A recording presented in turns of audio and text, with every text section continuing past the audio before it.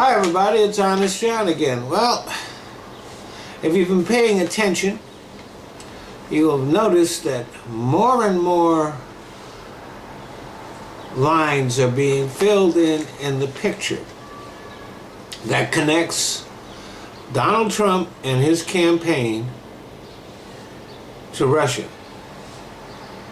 One of his campaign officials made a trip to Russia during the campaign.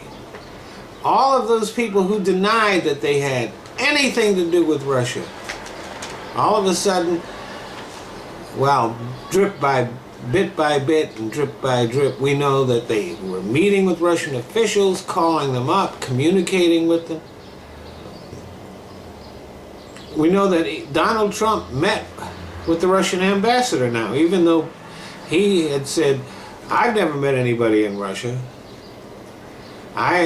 And we know he has lots of financial connections to Russian oligarchs, even though he's been denying that. And the latest thing is that evidently our intelligence agencies have become aware that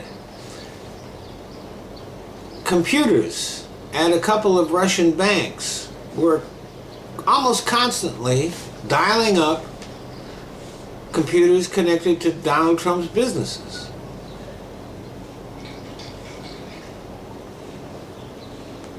If this keeps up, eventually they're going to find the smoking gun, and even the reluctant Republicans are going to be forced to remove Donald Trump from office. Now, that doesn't mean that there's going to be a happily ever after. Mike Pence is an extreme conservative and religious nut.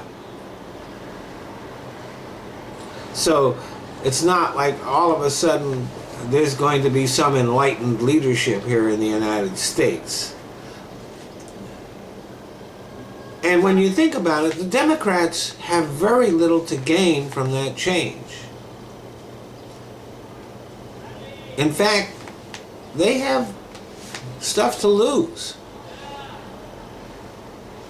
Mike Pence is much more in line with the Tea Party than Trump is. He will continue the Republicans' hostility to the environment and his favoritism for the big banks and the 1%. He will be extremely anti-choice, anti-immigrant.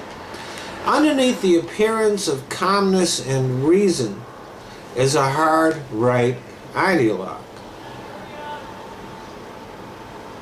So in many ways there will not be much difference between a Trump and a Pence administration. But Pence has been a congressman and a governor, so he knows how things work. And he has a healthy respect for our intelligence agencies, which Trump doesn't have. Trump's trying to destroy them because they're on his trail. Things will really suck under Mike Pence.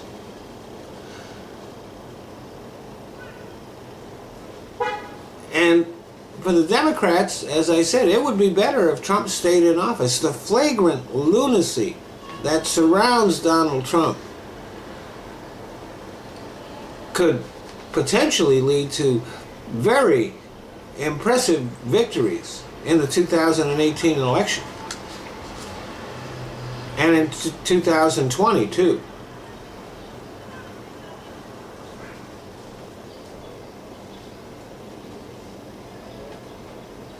But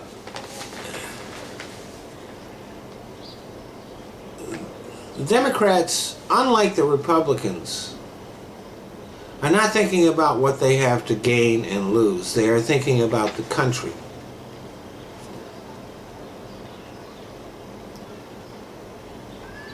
And if Trump is removed, then our enemies, well, our allies will breathe a sigh of relief, and our enemies will have a lot more reason to be afraid than they do now. Right now, terrorists have a great inspiration to recruit in Donald Trump. Just him being in the Oval Office makes us less safe. And most important, Vladimir Putin will not be calling the shots at the White House, which he is now.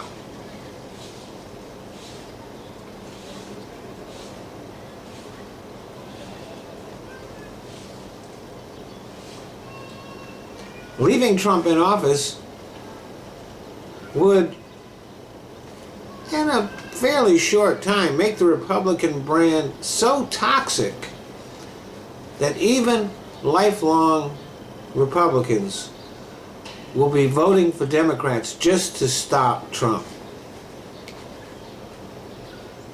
You might even see Republicans crossing the aisle to save their political careers. And see, that's the fact. It's not going to be Democrats who rid this country of the orange plague. It will be the Republicans. But not out of patriotism, out of self-preservation. Thanks for listening.